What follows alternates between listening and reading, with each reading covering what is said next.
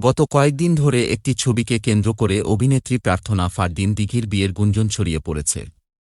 এবার সামাজিক যোগাযোগ মাধ্যম ফেসবুকে দিঘির বিয়েতে সবাইকে আমন্ত্রণ জানিয়ে গুঞ্জনটি উসকে দিলেন জনপ্রিয় অভিনেত্রী নুসরাত ইমরোজ তিশা। সোমবার দিঘির সেই ভিডিও নিজের ফেসবুকে পোস্ট করেন তিশা, যেখানে দিঘির বিয়েতে সবাইকে আমন্ত্রণ জানিয়েছেন তিনি।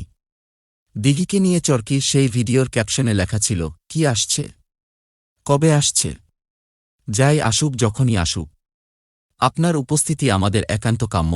ভিডিওর সঙ্গে সুর মিলিয়ে তিশা লিখেছেন, দিঘির বিয়েতে সবাইকে আমন্ত্রণ।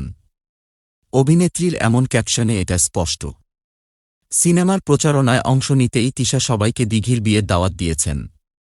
এর আগে গত 2 জুলাই রাতে নিজের ফেসবুক অ্যাকাউন্টে একটি বিয়ের কার্ডের ছবি প্রকাশ করেন দিঘি।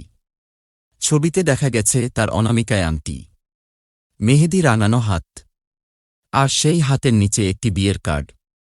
ক্যাপশনে অভিনেত্রী লেখেন, অপেক্ষা করতে পারছি না আর, সবকিছুর জন্য আলহামদুলিল্লাহ। মুহূর্তের মধ্যেই দিঘির সেই ছবি ছড়িয়ে পড়ে সামাজিক পাতায়। এ নিয়ে ভক্তদের মধ্যেও শুরু হয় নানা আলোচনা। দিঘি কি তাহলে বিয়ে করেছেন? এই প্রশ্ন ছুড়ে দেন অনেকে।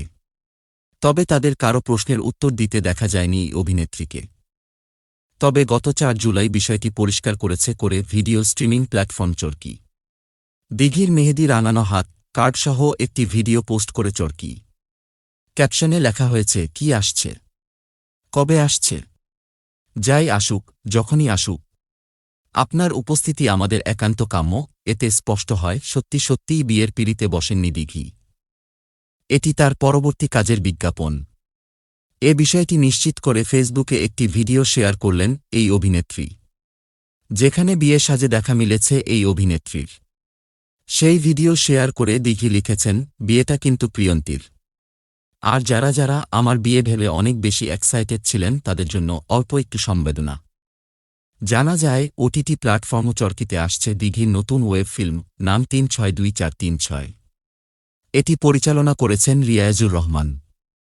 এতে দিঘি অভিনয় করেছেন প্রিয়ন্তীর চরিত্রে।